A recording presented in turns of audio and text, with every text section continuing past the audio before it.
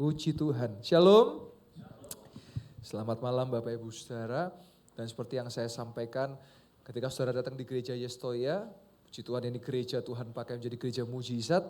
Saudara sambil mendengarkan firman, saudara boleh mulai letakkan tangan saudara pada bagian yang sakit. Dan saudara percaya firman belum selesai, tapi saudara sudah mengalami kesembuhan. Yang percaya katakan amin.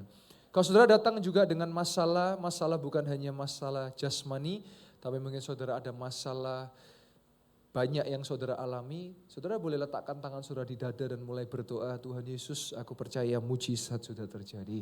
Saudara harus bertindak, saudara mesti percaya. Yang percaya katakan amin. Mari sama-sama kita buka ayat kesukaan kita semua, ayat terakhir. Markus 1 ayat 40 sampai 42. Hanya 3 ayat saja. Seorang yang sakit kusta datang kepada Yesus dan sambil berlutut di hadapan Yesus, ia memohon bantuan Yesus. Katanya, kata yang sakit ini, kalau engkau mau, engkau dapat mentahirkan aku. Sebelum lanjut ayat 41, saya mau bantu jelaskan saudara. Jadi pada perjanjian lama, orang yang kusta, yang sakit kusta, itu sakit kulit ya. Kalau hari ini namanya lepra ya, atau disebut juga kusta, lepra, itu sering dikaitkan orang itu dikutuk, orang itu berdosa. Sehingga kalau kita baca boleh ditampilkan lagi, ada kata tahir. Kalau saudara baca di Alkitab, ada dikatakan sembuhkan, tahirkan. Ya. Tahir ini menyucikan dan menguduskan. Nah, orang yang sakit kusta itu selalu diidentifikasikan orang yang kena kutuk, orang yang berdosa, pokoknya yang najis, yang hina begitu. Kalau saya tarik ke hari ini, sering gak ya Bapak Ibu ya, misalnya saudara sakit, terus keluarga saudara bilang, kon dosa gitu ya kan. Belum sudah menghakimi, sakit gitu ya, sudah dihakimi, kamu kena kutuk ini. Padahal sakit itu banyak macamnya Bapak Ibu. Tapi kalau saya boleh simpulkan hari ini karena saya pelayanan di mujizat kesembuhan, banyak orang sakit karena gaya hidupnya sendiri.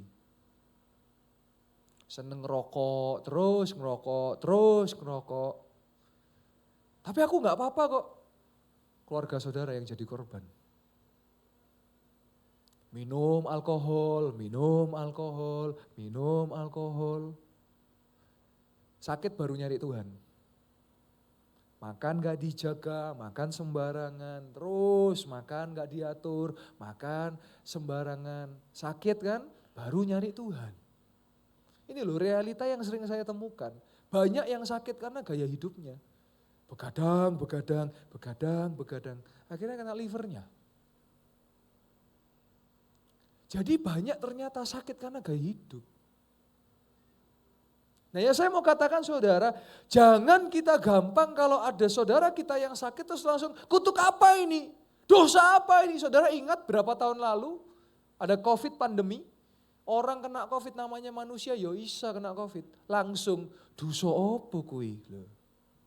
Wah, langsung kayak takut, langsung begini. Sama, kita lihat ayat 40, pada saat itu yang sakit kusta ini langsung didiskriminasi. Karena kalau orang sakit kusta selalu dikaitkan dengan kutuk, dengan dosa.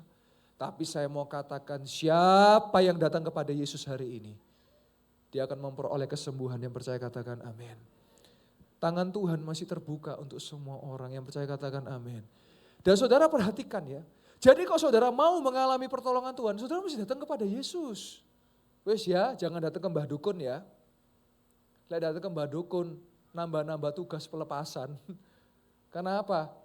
Jangan pernah sekali-sekali dengan kuasa gelap. Itu ikatan saudara, namanya pelepasan. Jadi saudara lihat seorang yang sakit kusta datang kepada Yesus. Jadi saudara mesti datang kepada Yesus. Lalu apa? Berlutut artinya apa? Merendahkan dirinya di hadapan Tuhan. Dan apa yang dia lakukan? Minta tolong. Gereja kita Yestoya, Yesus tolong saya. Dan berkata, kalau engkau mau, engkau dapat mentahirkan aku. Dalam terjemahan lain dikatakan apa? Tuhan, aku percaya engkau bisa sembuhkan aku. Ayat 41 kita lihat sama-sama. Saudara, ini kebanggaan kita dan saya bangga punya Tuhan seperti Yesus. Kenapa? Karena Yesus hatinya selalu tergerak. Yesus penuh dengan belas kasihan. Kalau saudara baca di Alkitab ada satu ayat terpendek di dunia. Ada yang berkata tetaplah berdoa, bukan. Ayat terpendek di dunia itu berkata apa?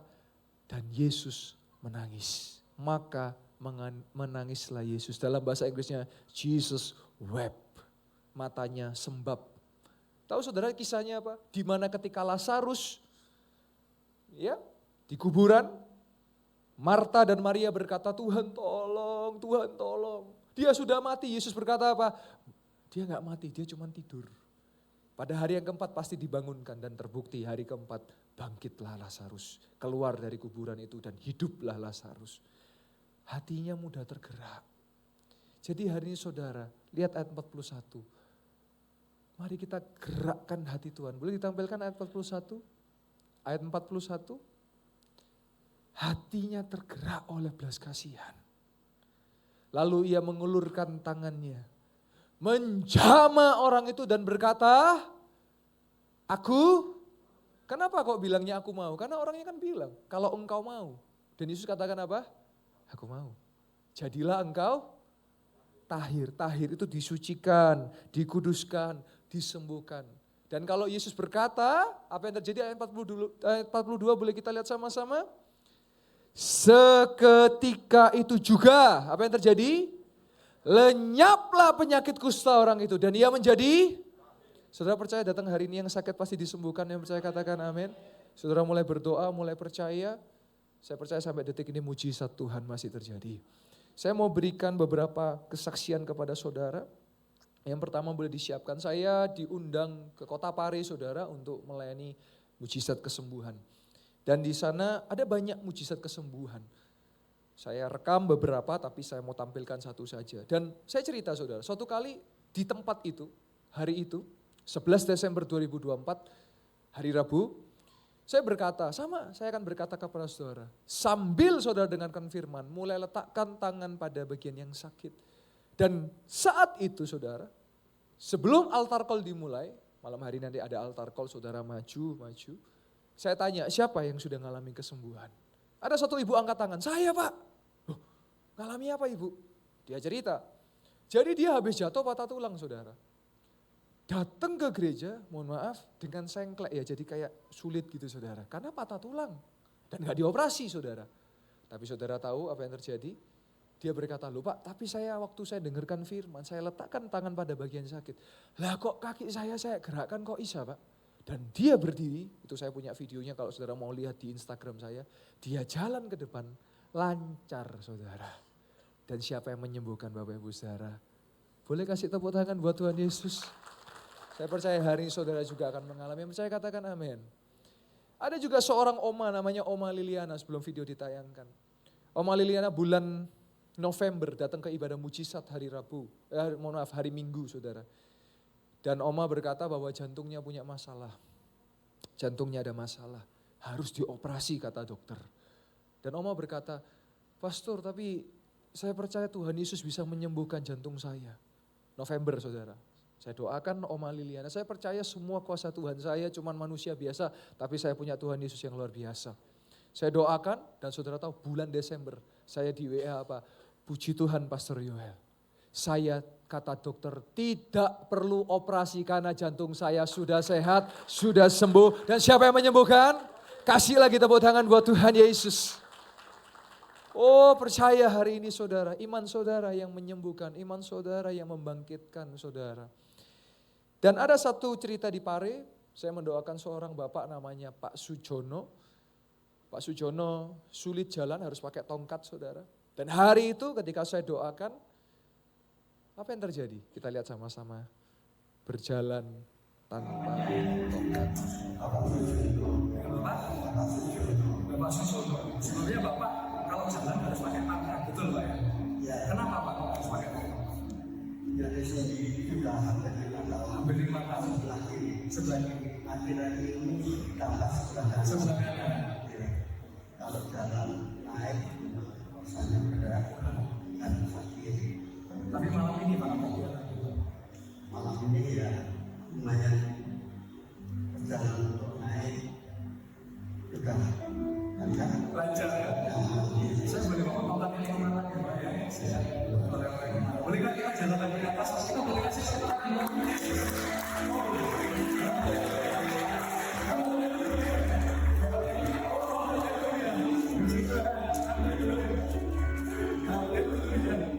yang menyebutkan Bapak? Kita boleh kasih tahu Bapak.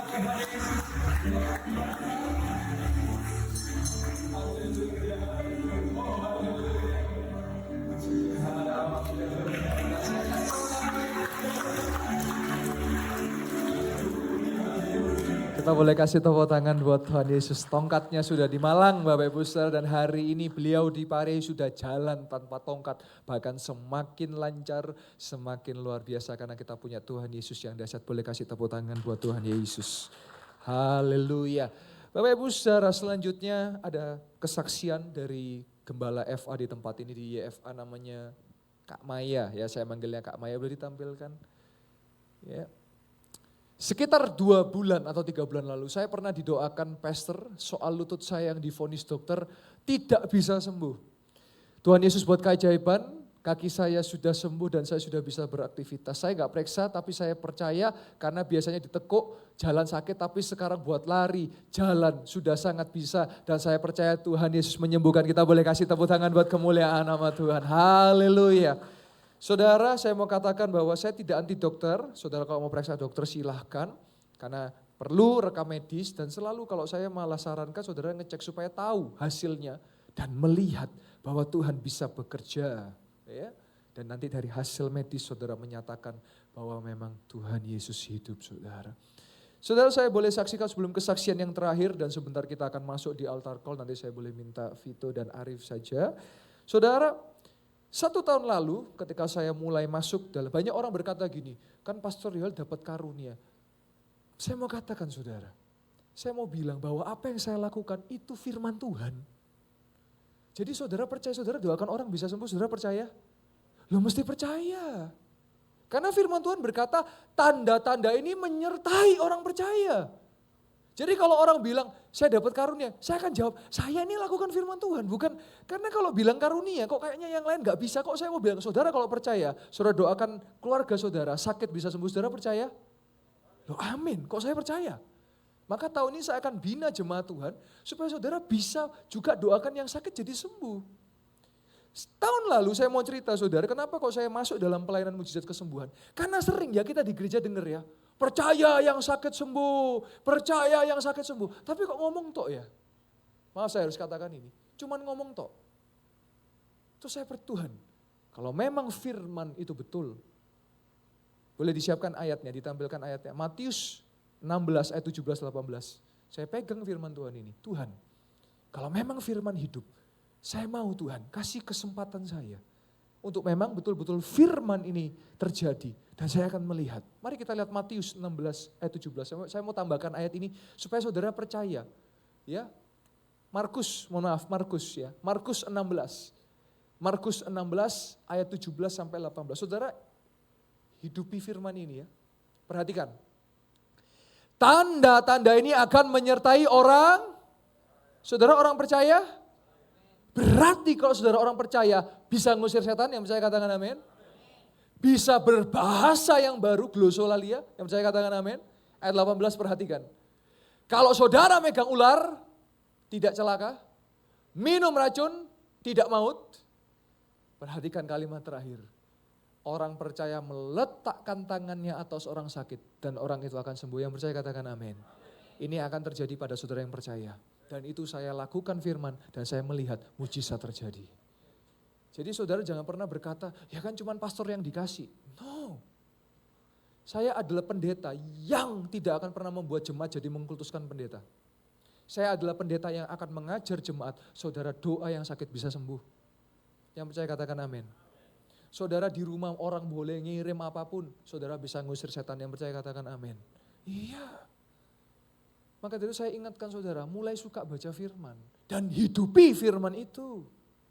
Maka hidup saudara akan dahsyat, yang percaya katakan amin. Kalau firman Tuhan katakan ampuni, ya belajar mengampuni. mengampuni itu susah, saya harus akui.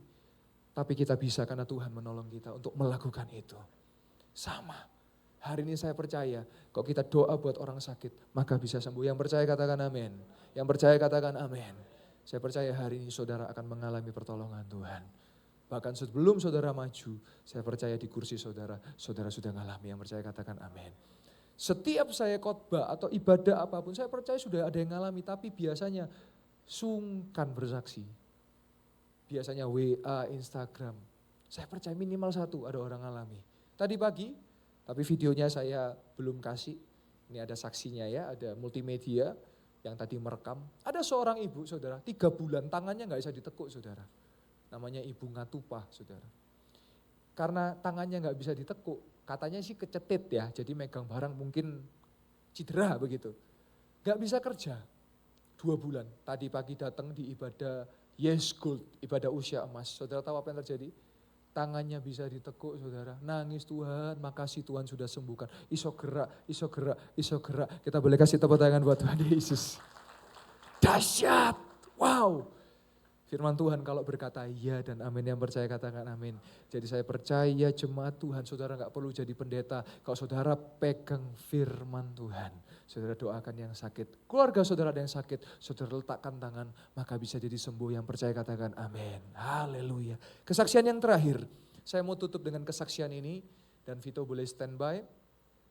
Saudara ada jemaat Tuhan di tempat ini namanya Pak Adi Wijono saudara. 1 tahun yang lalu, dia kena kanker saudara. Boleh ditampilkan screenshotnya. Kena kanker usus saudara. 2023 Pak Adi menghubungi saya. Saya mau katakan saudara, Tuhan bekerja dengan waktunya. Instan seketika bisa. 4 hari, nunggu 4 hari. Nunggu 12 tahun.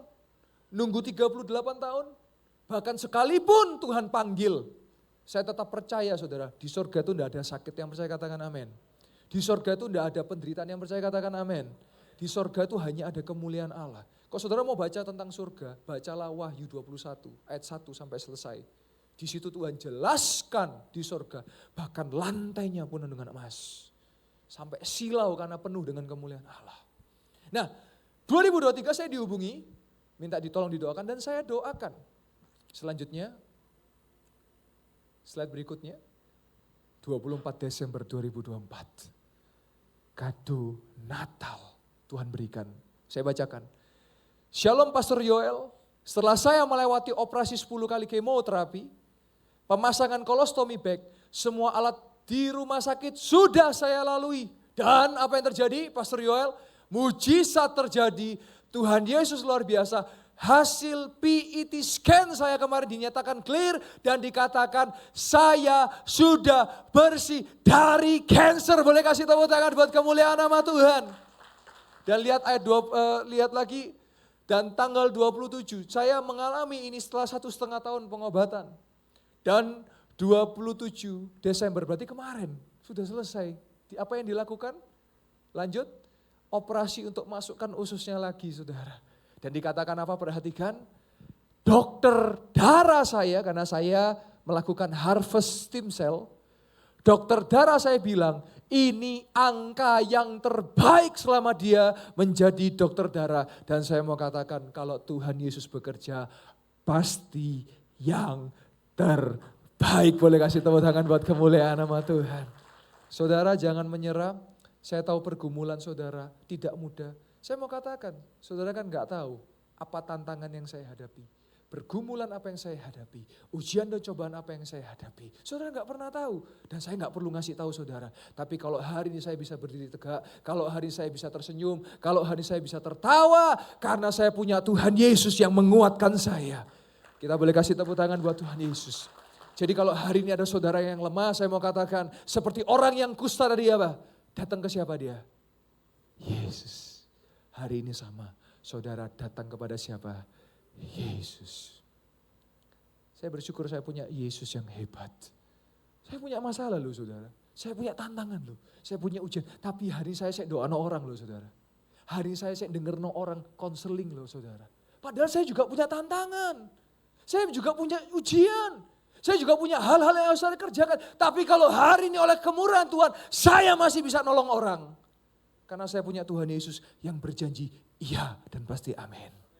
Maka hari ini saudara, saya mau katakan, hari ini mungkin saudara butuh pertolongan. Tapi kalau Tuhan sudah tolong, mari nanti saudara jadi penolong, nolongo sebanyak-banyaknya orang. Saya percaya Tuhan Yesus hadir di tengah-tengah kita. Dan saya katakan amin. Saudara, beberapa waktu ini, ya saya tutup dengan cerita ini saudara. Kita melihat berita banyak yang mengerikan ya, banyak yang membuat hati takut. Terutama soal pesawat terbang. Ada 3 kecelakaan, gak tahu kalau nambah lagi, saya gak tahu. Tapi yang saya tahu ada 3 dan yang paling rame di Korea Selatan. Orang jadi pada takut naik pesawat, Pak, piye Pak? Saya mau cerita, saya suatu kali pelayanan ke suatu kota yang harus naik pesawat. Dan saudara tahu kalau ada awan, ada turbulensi, betul ya? Ada goncangan dia, nyut, nyut, nyut, nyut gitu. Nah, kalau ada awan, itu pasti turbulensi. Tapi yang paling bahaya saudara, tidak ada awan tapi turbulensi, itu paling bahaya. Karena itu berarti ada satu angin yang sedang bergerak dan kita nggak tahu itu bahaya. Dan waktu itu saya lewat saudara, pesawatnya tuh sampai nyut gitu saudara. Semua pada tolong, tolong. Saya dalam hati cuman, Yesus tolong saya. Takut saudara. Tapi saya ada satu kekuatan dalam diri saya apa? Kalau belum waktunya mati, mau guncangan pesawat segede apapun, gak mati saudara, percaya saya. Gak akan mati kalau belum waktunya. Dan saya percaya, kalau belum waktunya saya mati, mau apapun yang terjadi, saya gak akan mati saudara. Tapi kalau waktunya mati, ya pasti mati. Tapi saya mau katakan, saya punya iman, ini iman saya ya, mungkin tiap kita beda-beda. Saya akan mati pada saat tugas saya sudah selesai. Tugas saya di dunia masih banyak. Jadi saya percaya Tuhan akan terus berikan panjang umur buat saya. Itu iman saya saudara. Dan saya percaya ada orang berkata, wih jangan takut nanti kan Tuhan yang melihara istri dan anakmu. Oh saya punya iman. Tuhan mempercayakan saya untuk saya menjaga istri, anak, bahkan keturunan-keturunan saya. Itu iman saya. Maka hari ini Bapak Ibu Saudara, punyalah iman dan percaya bahwa Yesus beserta dengan kita. Immanuel. Mari kita datang ke hadirat Tuhan. Haleluya. Musik boleh dilantunkan dengan lembut. Saudara mulai berdoa. Saya tidak tahu pergumulan apa yang sedang saudara hadapi. Sebentar saya akan buka altar. Saya boleh minta tolong catcher bisa bersiap terlebih dahulu. Nanti jemaat Tuhan yang mau didoakan, tidak usah tunggu nanti selesai ibadah. Sekarang. Kalau ada pelayan Tuhan juga rindu didoakan, saudara maju gak usah gengsi, gak usah tahan. Dia mau bekerja buat saudara dan saya. Saya masih percaya dia Yesus yang punya hati yang penuh dengan belas kasihan. Dia Yesus yang hatinya tergerak melihat umatnya berseru dan memohon kepadanya. Mungkin saudara sudah bertahun-tahun, Pak, saya sudah 1 tahun, sudah 2 tahun, Pak saya 1 bulan, 2 bulan. Ya sekarang waktunya percaya. Haleluya. Kiralah pasyadalah malam makaralah pasyadalah.